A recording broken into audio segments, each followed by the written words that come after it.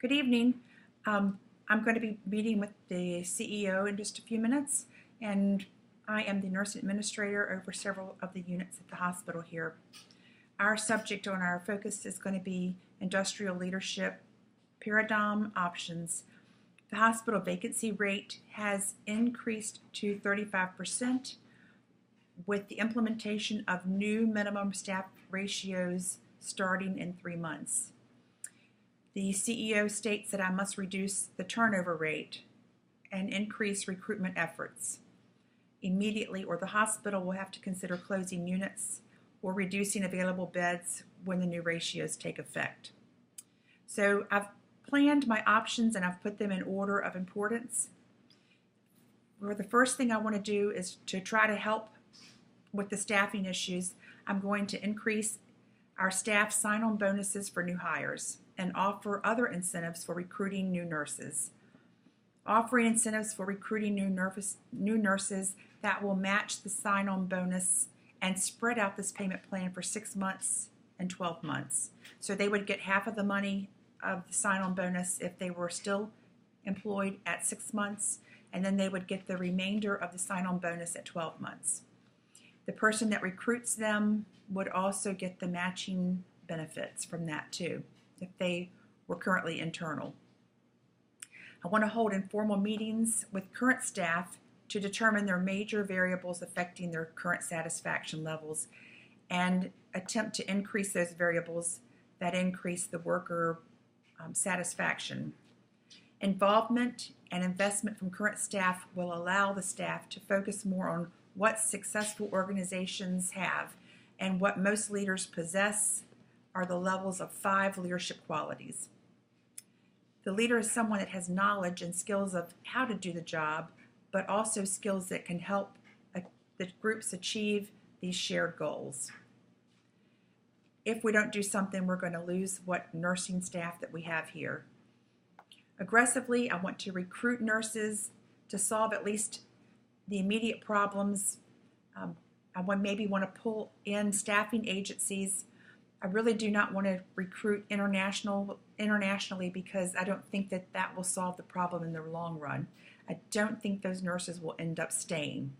So I would like to consider using a staffing agency to help address the staffing issues temporarily.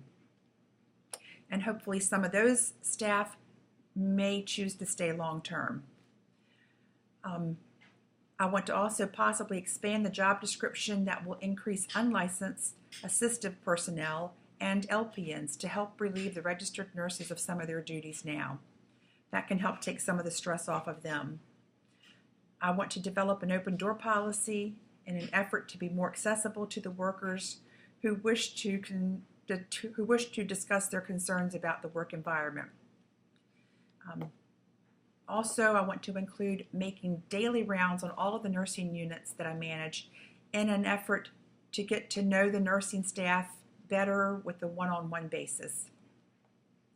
And after reviewing all of this in ranking order, the leadership and management style used is one that is built more on relationship leadership versus technical leadership. Relationship leadership focuses primarily on the relationship between the leader and their staff with the common purpose of working together cooperatively to achieve these goals. To be a successful leader in the 21st century, the nursing field must integrate balance of the 4 principles of 2 paradigms, including characteristics and technical competency, skill, performance, results, adaptive abilities, influence, and authentication.